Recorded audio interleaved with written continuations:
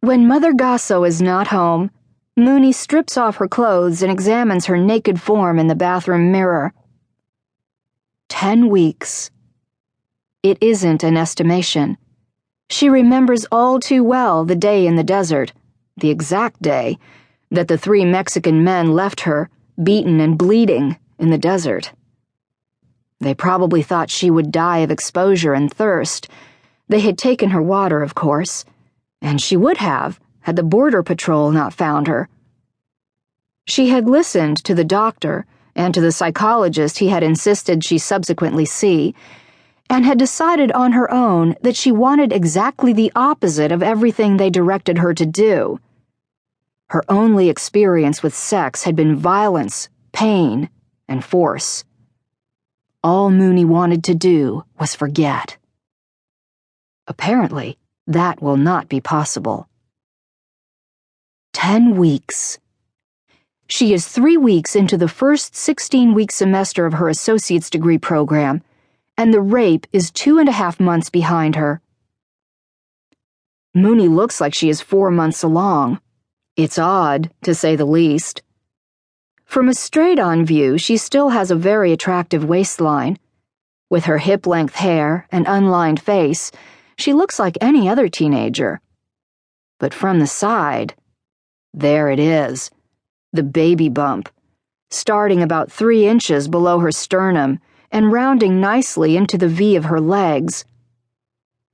At this stage, most women barely show, and others have to push their stomach out intentionally if they want it to be noticed. She tilts her head and leans closer to the mirror, then pulls her hair over one shoulder and inspects it. Her belly isn't the only thing that's off. Her hair has changed color, or something. Now it has a peculiar sort of design to it, as though it's been lightened by the sun, but in a pattern that, if you look carefully enough, is quite symmetrical, with recurring patches of brown that are both light and dark. She frowns and looks closer, but that only muddles things, makes it seem as though she is looking at a bunch of weirdly stretched rectangles.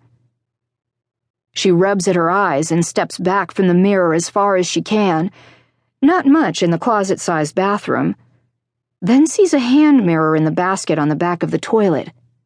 When she holds it up, turns, and positions it so that she can see the back of her head, she discovers yet another of the unique surprises that just keep coming her way. "What are you doing?" Mooney jumps at the sound of Mother Gasso's raspy voice. "Why are you undressed like that?" The old woman smells like sweat and the desert, and Mooney turns to face her, unashamed at her nakedness and not trying to hide anything. "I'm looking at myself." "You already know what you are," the woman retorts. Before Mooney can comment on the double entendre, her guardian tries to step past her in the narrow hall, then freezes. "My God, girl! You're carrying a child!" This is not a surprise to Mooney, so all she says is, "Obviously." "Who's the—" "Don't insult me," Mooney interrupts in an icy voice. "Have you ever seen me with a boy? No one in this town will even talk to me, much less hook up." Mother Gasso ducks her head, then slides past Mooney and goes into her bedroom. Mooney can hear the woman putting away her purse and changing into a fresh blouse. She puts down the mirror and slips on her own jeans and t-shirt, then combs back her hair and twists it into a bun at the nape of her neck. Mooney is not afraid, but one step at a time. Right now might not be the best time to reveal that there is a wide swath of her hair from hairline to end that resembles the skin of a rattlesnake. "You need to see a doctor." Mother Gasso's voice has dropped a notch. Now she just sounds tired and old. Mooney blinks. "No, I don't."